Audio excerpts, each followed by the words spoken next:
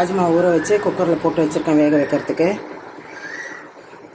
இதுலேயே இப்போ தக்காளி பூண்டு வச்சுருக்கேன். தக்காளி கட் பண்ணி போட்டுக்க போகிறேன். வெங்காயமும் போட போகிறேன். பேருக்கு மஞ்சப்பொடி, ரொம்ப ஸ்லைட்டாக மஞ்சப்பொடி, உப்பு,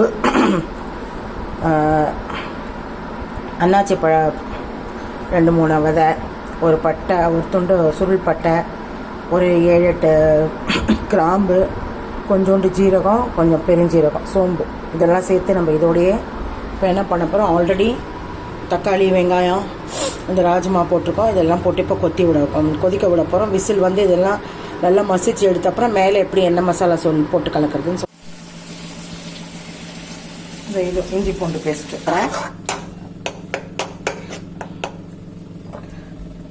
காரத்துக்கு ஏற்ற மாதிரி மிளகாத்தூள்.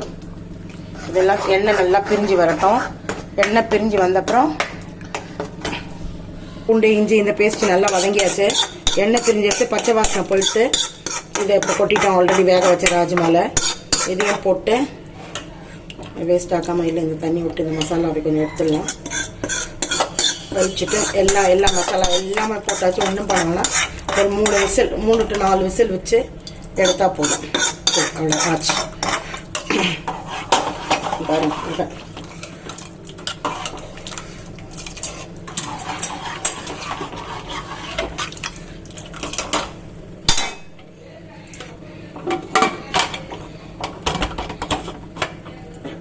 அதோட சாதம் வச்சாச்சு. இன்னைக்கு சாதம் ராஜ்மா சாவல் ரெடி. ராஜ்மா சூப்பரான ராஜ்மா ரெடி. தொட்டுக்கு அப்பளம் சொல்றாங்க. இந்த சுட்ட அப்பளம் ரொம்ப நல்லா இருக்கும். இந்த பிராண்டு இதோட நல்லா இருக்கும். சுட்ட அப்பளம் ராஜ்மா சாவல். ஹலோ, ராஜ்மா சாவல் சுட்ட அப்பளம் இது ரொம்ப சூப்பருங்க. ஏன்னா சாதம் நாங்கள் வெடித்து தான் சாப்பிடுவோம், குக்கரில் வைக்க மாட்டோம். அப்புறம் இதில் எவ்வளோ ப்ரோட்டீன் இருக்குது ராஜ்மாவில். Good for health.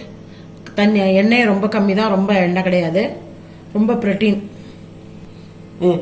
இது எந்த ராஜ்மான்றது அதுக்கும் அந்த பாப்பாடு அந்த அப்பளத்துக்கும் லிங்க் கொடுக்குறேன். வேணா வாங்கிக்கோங்க. நல்ல பிராண்டு, நல்லா இருக்குங்க. நாங்கள் யூஸ் பண்ணுறோம். Bye friends.